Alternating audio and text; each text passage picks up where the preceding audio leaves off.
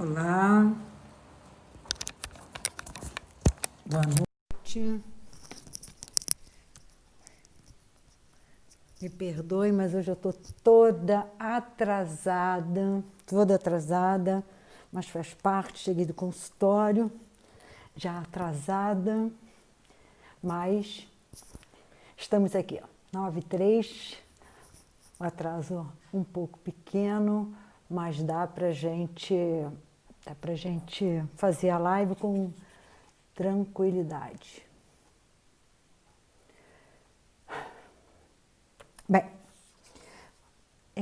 eu vou começar, hoje eu não vou dar tanto tempo, porque eu tenho algumas coisas para falar. Antes, propriamente, da gente... Oi, minha queridona Fernanda. Oi, Tereza.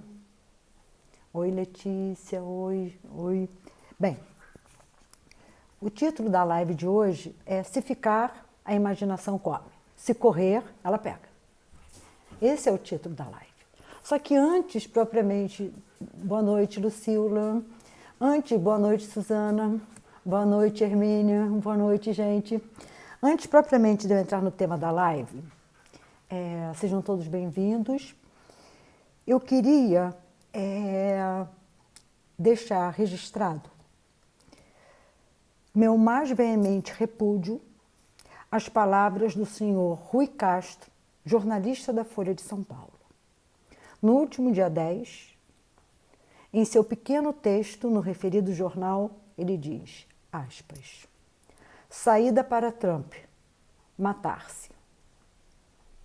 Depois, no meio do texto, ele diz, nós brasileiros sabemos que é uma boa ideia. Em primeiro lugar, nem ele, nem ninguém está autorizado a falar em meu nome. Como assim nós brasileiros? Eu não autorizei ele a falar em meu nome. Muito menos a me envolver. Afinal, eu sou brasileira. Num texto que incita a violência. Incita a violência? Sim. Sou radicalmente contra qualquer fala que incite a violência. Eu sou totalmente contra.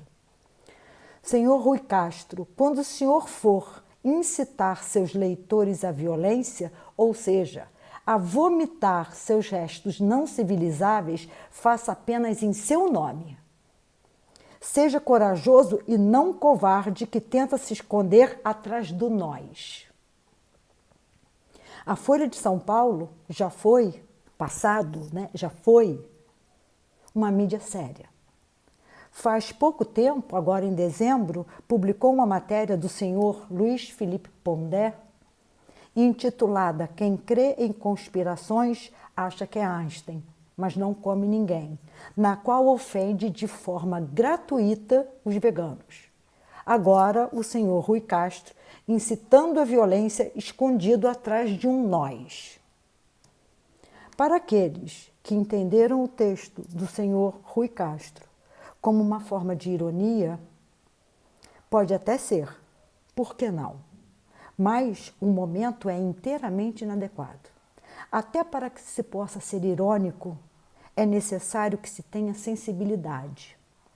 Nesse caso, especificamente, uma percepção não distorcida da realidade e que envolva as possíveis consequências de suas ações. Eu, Virgínia Ferreira, não entendo o momento como adequado para ironias. No momento onde há polarizações, onde há intolerância, onde há uma pandemia e onde, num mundo onde o número de suicídios aumentou muito. Até 2019, no mundo, 800 mil pessoas se matavam. Hoje, esse número é muito maior. Então, eu acho que o momento não é adequado. Não é adequado. Então, até para que a gente possa ser irônico, nós temos que saber em que momento nós podemos ser irônicos. E não é nesse momento onde reina a violência, onde reina a morte no mundo inteiro, ou em função da violência, ou em função da pandemia, que este cidadão vem falar, né, que o Donald Trump deveria se matar. Não. Não, não, não. Para mim, Virgínia, não. E ele fale, eu, Rui Castro, não nós. Nós é massa. Nós é massa. É isso. Nós fizemos um arrastão, nós saqueamos um supermercado. É o nós. Ele tem que aprender a usar como identidade o eu, não o nós. Até porque a mim, como brasileira, ele não me inclui. Bem, vamos agora, então, à live. Hoje nós vamos tratar de um tema tão comum, tão cotidiano, mas que ninguém gosta. Gostaria de iniciar ressaltando que o título, na realidade, é Se ficar, a imaginação do outro come.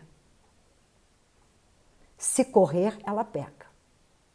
Digo a imaginação para ser muito generosa e gentil, porque, na realidade, o nome deveria ser Se ficar, a vaidade do outro come. Se correr, o delírio do outro pega. Bem, Virgínia, e o que é delírio? Para a gente poder entender em rápidas palavras, delírio é um distúrbio do pensamento. A alucinação é um distúrbio dos órgãos dos sentidos. Então, delírio de grandeza, delírio de perseguição, tá? Um distúrbio do pensamento. Então, vamos, mas sendo gentil, generosa, vamos continuar, né? Com o título, Se ficar, a imaginação do outro come. Se correr, ela pega. Eu gostaria que vocês prestassem atenção e me dissessem se eu estou errada. Bem, quem nunca viveu situações deste tipo que eu vou relatar, não é que atire a primeira pedra, não. É que faça a primeira careta. Em geral, é sempre da mesma forma. O outro, sempre que contrariar ou não alguém, vai apanhar. Se você elogia, você é puxa-saco. Se você não elogia, você é invejoso. Se você ajuda, você tem algum interesse. Se você não ajuda, você é egoísta. Se você fala, você não sabe ficar de boca calada. Se você não fala, você está retaliando. Se você diz que ama, o outro fica de saco cheio de tanto ouvir. Se você não diz mais com a mesma frequência, é porque alguma coisa está acontecendo. Se você está sempre presente, você não dá uma folga. Se você se ausenta, você está aprontando. Se você está comendo bem, você vai engordar. Se você está comendo menos, você está caçando doença, está procurando doença. Se você toma apenas uma taça de vinho, está com medo de tomar um porre e não sabe o que vai dizer? Se você toma mais que uma taça, você já está se embebedando. Se você dá presente ao outro, você está querendo comprá-lo. Se você não dá, você é pão duro. Se você pergunta e o outro em pouco tempo responde, não pensou para responder. Se leva um mês ou mais, sumiu, está de má vontade ou dando uma de durão. O que eu quero, junto com vocês, pensar nessa live? Nada do que fazemos é verdadeiro, ou está bom, ou é o suficiente se não fizermos exatamente como o outro entende que tem que ser feito. Então, as relações, elas se dão desta maneira. Ou o outro faz exatamente da forma que eu quero que ele faça, assim mesmo ele ainda corre risco, ou ele não está certo. Quando o outro te faz uma pergunta, ou te propõe uma reflexão, ele já tem a resposta. E é essa resposta que você tem que chegar. Então, se eu proponho a vocês uma reflexão, ou se eu faço uma pergunta, a única saída que vocês têm é me dar a resposta que eu quero que vocês cheguem a ela. Então, para que eu propus uma reflexão? Se eu não aceito a diferença. Caso contrário, você está errado. Simples assim. E ainda, tem que haver sempre... O que eu gostaria de chamar a atenção de vocês é que tem, né, a minha questão é o sempre. É o sempre. E ainda tem que haver sempre alguma coisa para além daquilo que foi dito ou pensado.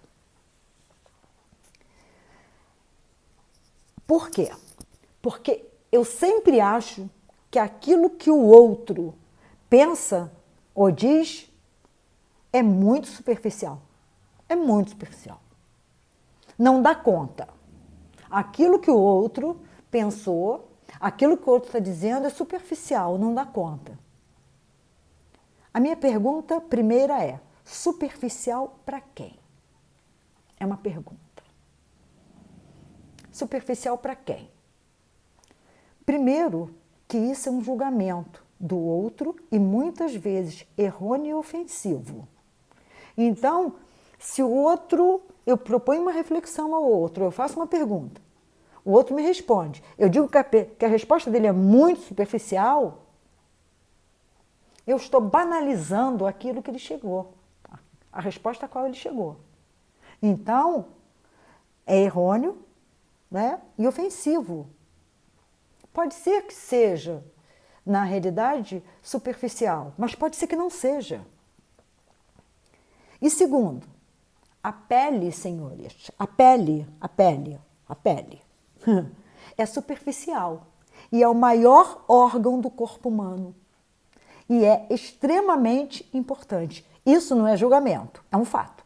A pele é o maior órgão do corpo humano e é extremamente importante e é superficial.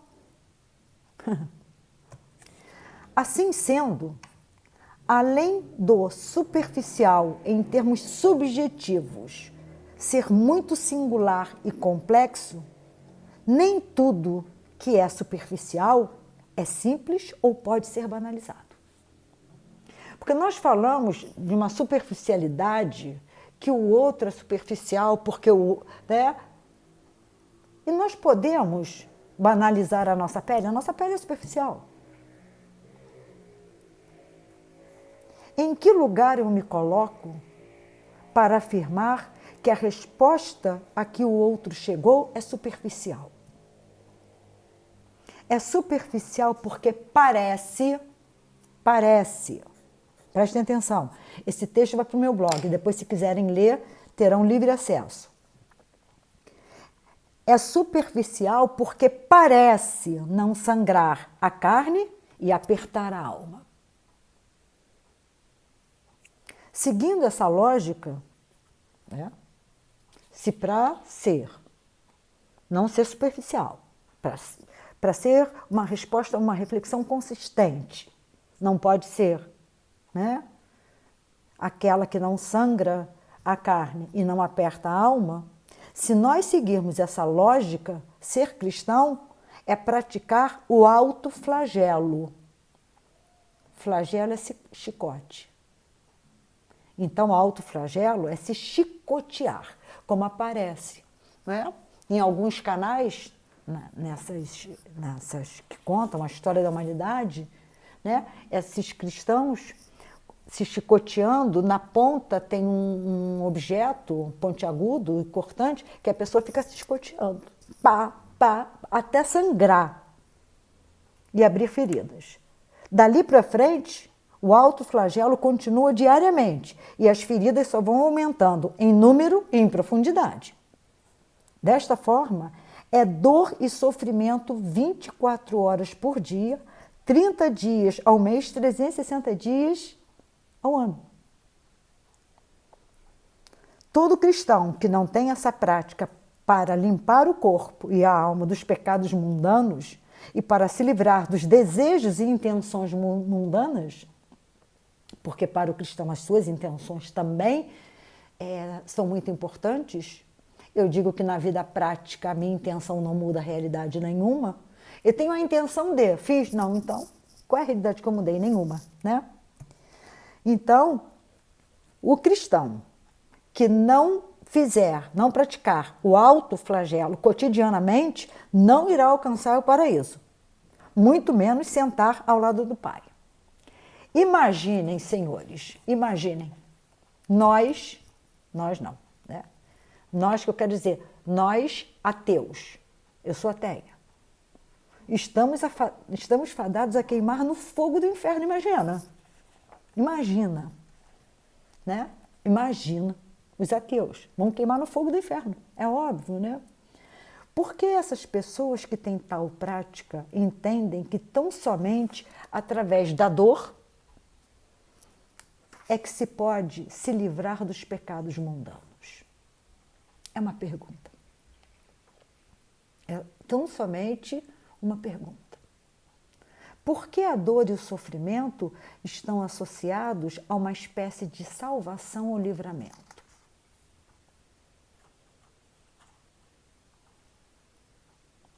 Inclusive, tem um ditado que diz: é na dor que se aprende. Eu pergunto, será?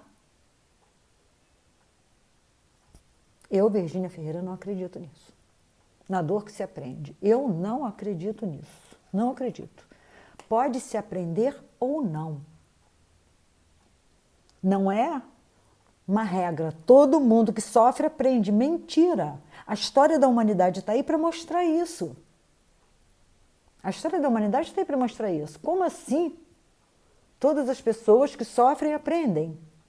Então, aqueles que têm pouco sofrimento aprendem pouco. Aqueles que têm muito sofrimento aprendem muito, são sábios.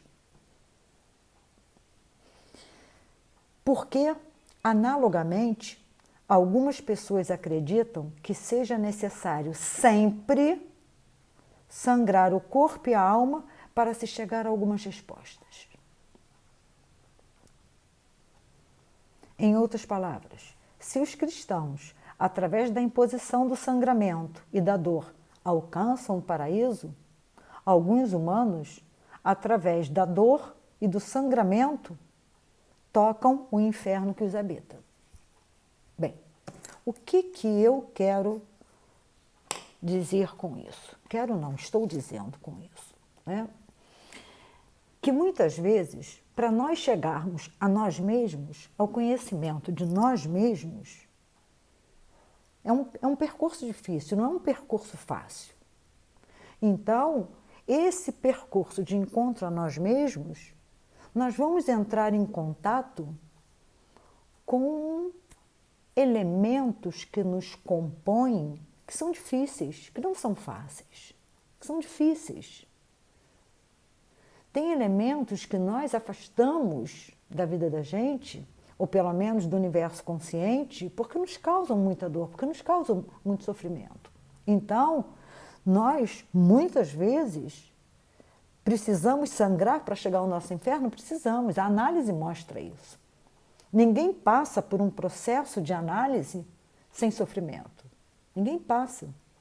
Uns sofrem mais, outros sofrem menos. Mas eu não posso dizer que a intensidade do sofrimento vai apontar para o destino ao qual o paciente vai chegar, ou a pessoa vai chegar, em absoluto. Em absoluto, eu não posso afirmar isso. Então, a minha questão é muito simples. A minha questão que eu trago para a gente pensar aqui hoje, ela é bastante simples, né? Por que o inferno está nas profundezas? É isso que se tem, né? É isso que se tem. Por que o inferno está nas profundezas, na dor, no sofrimento, no cortar o corpo e a alma no tempo? Então, percebo, eu vou repetir. A minha questão é muito simples. Por que o inferno está nas profundezas? Porque aquilo que é superficial, né, é banalizado. Então, a dor, o sofrimento, o cortar o corpo e a alma, está nas profundezas. e no tempo. No tempo, quero dizer, se não levar muito tempo, não adianta. Então, se eu fizer uma proposta de reflexão e vocês, 2 dias depois, chegar a uma resposta, não, epa, não refletiu, não pensou, é muito superficial. Como assim? Como assim? Parece haver uma relação intrínseca entre tempo e descobertas, ou chegar a algumas respostas. Não entendo. A mim foge a minha capacidade de compreensão. Por que que a pessoa tem que levar tanto tempo para chegar a uma resposta? Eu não sei. Porque o que eu posso dizer é que a intensidade com que ela vai se propor ou não a refletir, a lidar com os seus elementos internos, com seus elementos, né, é que vai determinar isso. Não é o tempo que ela leva para isso. Bem, de acordo com a psicanálise, eu gostaria que a gente atentasse agora, o aparato psíquico não é nem interno, nem externo. O aparato psíquico é. Ponto. É um erro pensar que, por exemplo, o inconsciente está nas profundezas. Gente, eu vou ser clara com vocês. Chega a me arrepiar quando alguém diz que o inconsciente está nas profundezas. Que profundezas? Não. Que profundezas? O inconsciente, né, é aquilo que há de mais profundo. Não. Em absoluto. O inconsciente é um estado. É um estado em que você coloca as ideias quando elas te causam muita dor. Esse estado é chamado esquecimento. Então, quando a Júlia Kristeva, uma psicanalista búlgara, naturalizada francesa, que eu gosto muito, diz, né? Ela tem um livro chamado Estrangeiros para Nós Mesmos. É porque nós passamos algumas ideias, eu não falei afetos, de um estado consciente ou pré-consciente para um estado inconsciente. Então, na medida em que eu passo uma ideia de um estado a outro, eu nem lembro sequer que essa ideia um dia esteve no estado consciente. Então, não vamos pensar, por favor, não vamos pensar em profundezas. O inconsciente está nas profundezas, porque as pessoas têm essa ideia, né? É como se fosse assim. É como se fosse assim. O consciente está fora, né? O pré-consciente é aquele que já está um pouco, não é tão superficial, mas também não é tão profundo. Ele é mediano. E o inconsciente são as profundezas do sujeito. Em absoluto, não existe isso. Em Freud, isso não existe. Bem, então, o inconsciente é um estado, nada além disso. Da mesma forma, penso o inferno de cada um de nós. Ele não é interno nem externo. Ele não está nas profundezas, nem na superficialidade. Ele é nas nossas relações com a gente mesmo e com o mundo.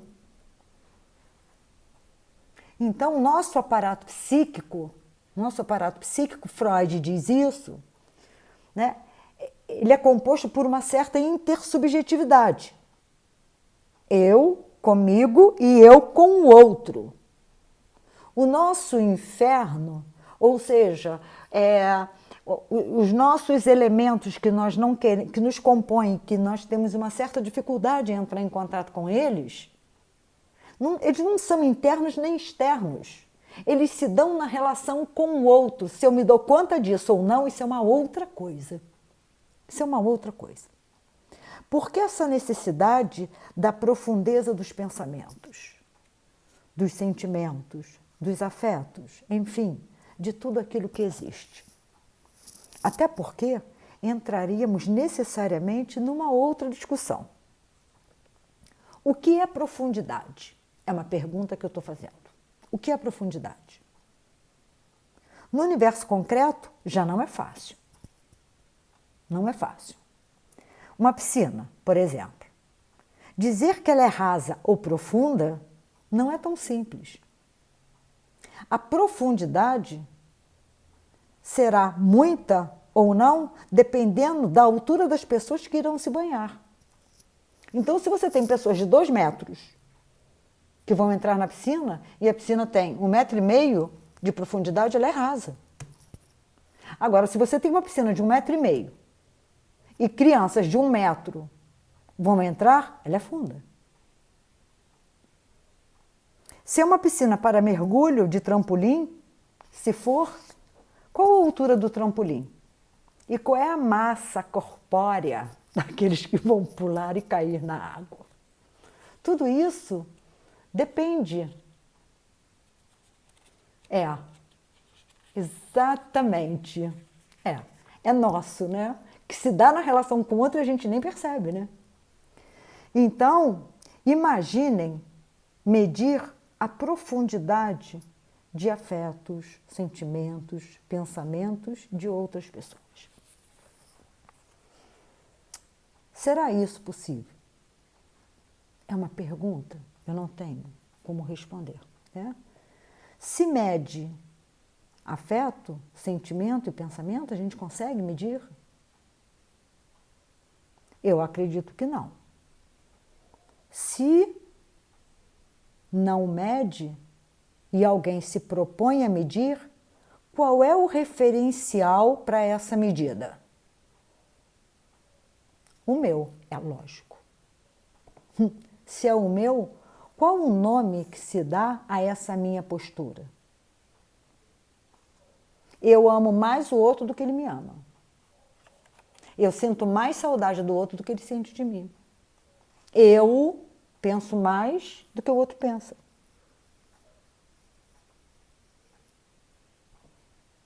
Se eu me coloco como referencial, qual é o nome que se dá a essa minha postura?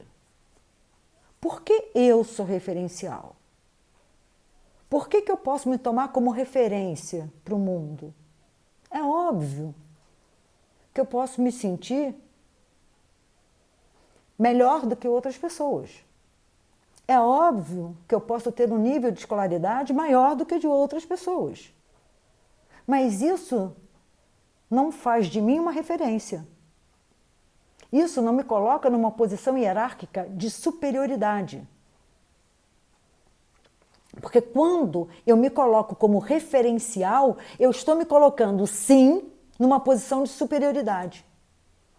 Se eu digo que eu, Virgínia, quando eu penso com profundidade, eu penso nas entranhas, e o outro não, eu estou me colocando numa posição de superioridade a ele. Como assim? Como assim? Bem, porque eu sempre penso mais do que o outro, sinto mais do que o outro, vou mais profundamente nas questões do que o outro. Muitas vezes é um fato mesmo, mas não necessariamente.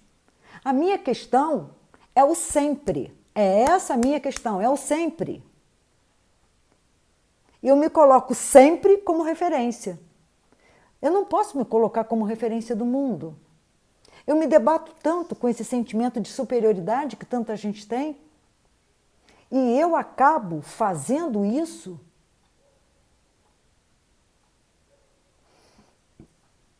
o que venho propondo como objeto de reflexão faz algumas lives, essa não é a primeira, é o fato de nunca estarmos satisfeitos com aquilo que o outro diz, com aquilo que o outro faz, com aquilo que o outro deixa de dizer ou com aquilo que o outro deixa de fazer.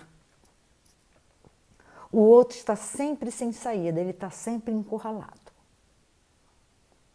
É como eu falei no início, né?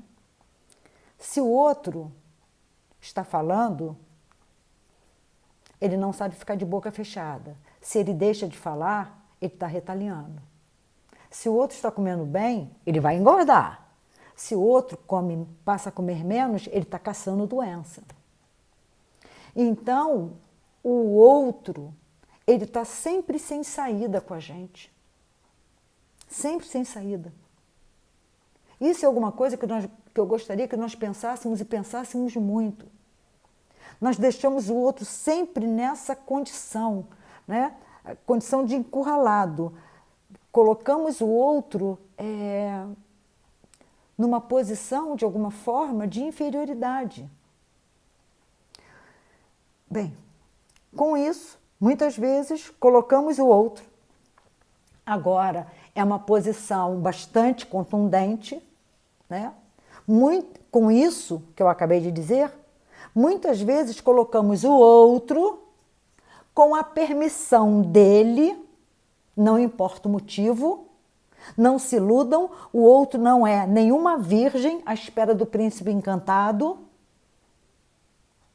Então, se nós colocamos o outro nesse lugar de encurralada porque ele se permite entrar nesse lugar, não importa qual seja o motivo, nós colocamos ele numa posição de inferioridade, de pedinte, de culpa, de dívida. Porque parece que o carinho e a atenção que nós dispensamos ao outro é um favor, é uma caridade, enfim, uma posição de desconforto, de sofrimento, de dor, de incapacidade.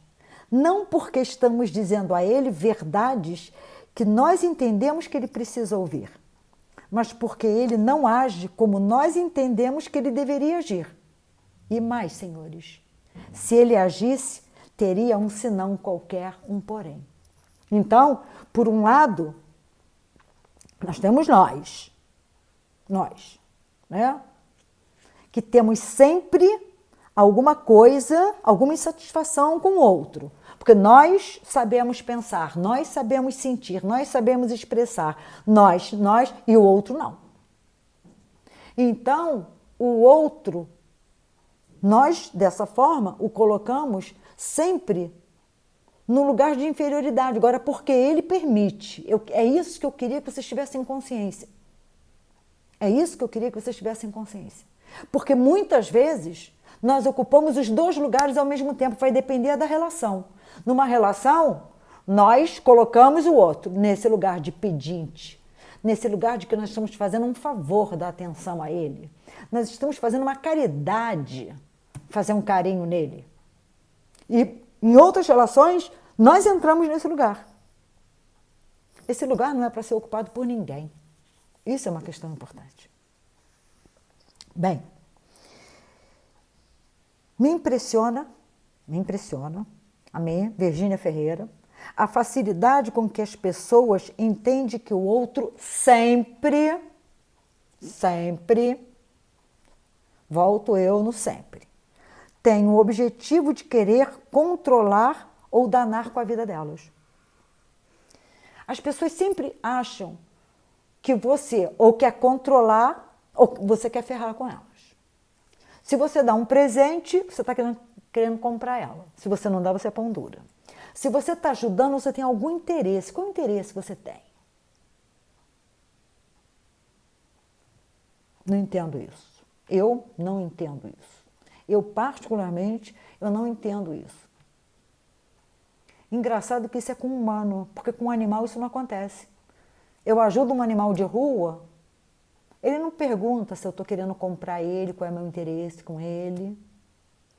Bem, então me impressiona a facilidade com que as pessoas entendem que o outro sempre tem o objetivo de querer controlar ou danar com a vida deles. Danar com a vida do outro, eu até posso entender. Postura muito comum aos ditos invejosos. Não existe esse negócio de inveja branca, não sejam ingênuos. Quem inveja quer destruir o objeto invejado. É simples assim. Ponto. Até aí eu vou. Conhecemos pessoas invejosas, mas querer controlar o outro, a vida do outro, para quê? Por quê? Quais seriam os benefícios para o pseudo, prestem atenção, para o pseudo-controlador? Pseudo, porque ninguém controla a vida de ninguém, não se iludam. Não se iludam, nem percam seu tempo. À exceção do poder, e da mídia. Se a mídia está aliada ao poder ou não é uma outra coisa, né? A mídia, por exemplo, tenta, e muitas vezes com sucesso, controlar as massas, direcionar o desejo das massas. É isso que a mídia faz. A mídia cria em você desejos, necessidades, para que você consuma não aquilo que você precisa, mas aquilo que ela precisa vender, que as empresas precisam vender. Isso é controlar. Mas eu não consigo entender controlar nas relações interpessoais, eu não consigo entender isso. Relação amorosa, o controle é patológico, inteiramente patológico. E não há controle, volto a dizer, não há controle, não há. Bem, mas uma pessoa achar que a outra quer controlá-la, não vejo nenhum sentido. Qual seria o sentido ou a função desse suposto controle? Por gentileza, se alguém souber, me diga. Acreditem, às vezes chego a me sentir aviltada, com algumas colocações que o outro faz. E ainda percebo que tentar explicar seria inútil, porque tentarei explicar alguma coisa para alguém que já decidiu o que quer entender. Então, se outro diz para mim, você quer me controlar? E ele já decidiu que eu quero controlar a vida dele, não tenho que falar para ele. Dessa forma, tudo o que posso e preciso fazer é partir para o meu bem-estar e talvez até para o bem-estar do outro. Mas aí é uma questão dele. Mas para o meu bem-estar, não é para mim. É isso que eu quero. É isso que eu gostaria que vocês fizessem. Pensassem nas relações que vocês estabelecem com vocês mesmos e com o mundo. Isso é muito importante. O outro tem sempre propósitos nada éticos, nada elevados ao se aproximar da gente. A gente sempre acha que tem alguma coisa, né? O outro está se aproximando de mim, tem alguma coisa. O que ele está querendo? Se ele me elogiar, então, ele está na água comigo. Tem alguma coisa aí de esquisito, que está me elogiando, não sei o que é. Ou ele quer controlar e manipular nossa vida, ou ferrar com a gente. Ou tirar algum proveito, ou. Isso é, de certa forma, senhores, uma espécie de delírio de perseguição. Supostamente, a pessoa é objeto de intenções e ações maléficas do outro. Né? O outro está me perseguindo. O outro quer acabar comigo. O outro, né? Ou a expressão de uma vaidade exacerbada. O que ela pensa que é para o outro, para que o outro queira controlá-la. Então, se uma pessoa acha que o outro quer controlar, é porque, né, ela se acha o máximo para que o outro queira controlá-la. Ou de um brutal sentimento de inferioridade. O outro só se aproxima dela por interesse. Então, essa pessoa que acha que o outro só se aproxima por interesse é sentimento de inferioridade. Quer dizer, você não pode se aproximar da pessoa pelo que ela é. Você se aproxima por algum interesse. Como assim? As relações poderiam ser muito diferentes do que elas são.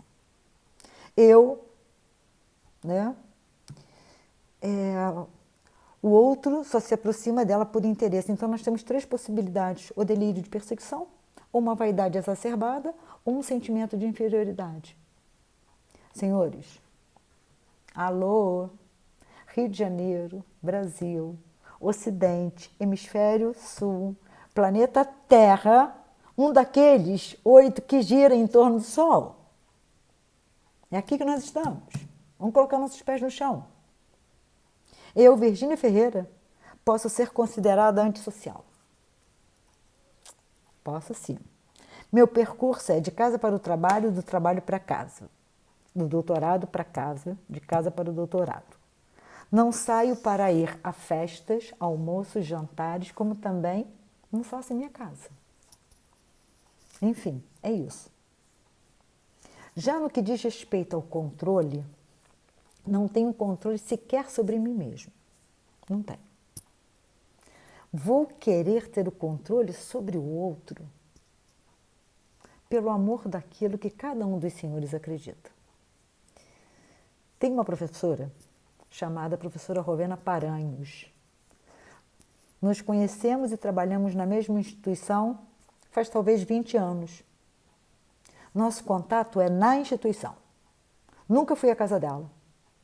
Ela esteve em minha casa por talvez 2 ou 3 vezes. Uma vez foi porque eu operei o tórax, tirei um tumor do tórax. A outra vez foi porque eu operei uma hérnia coxa-femoral. Vejam vocês que eu não faço por um pouco, né? Eu faço. Quando eu tenho que fazer, eu faço bem feito, né? E uma outra vez que eu não lembro. Ela diz com propriedade: você não tem o menor controle sobre você, criatura. Toma juízo. Ela diz que o meu superego é inexistente. Superego é aquele que está ligado ao controle, né? Que eu preciso de um superego externo. Que ele seja inexistente, até pode ser, mas daí que eu precise de um externo, não. É brincadeira. Eu tenho um superego, sim, muito insignificante, mas tenho. Ou seja, o que eu quero dizer com isso? É bastante simples. O que eu quero dizer com isso é que eu não tenho o menor objetivo de controlar ninguém. Eu não tenho o menor objetivo de me meter na vida de absolutamente ninguém. E eu gostaria que vocês pensassem nisso. Vamos tentar deixar a vida do outro em paz e vamos ficar em paz. Isso é importante.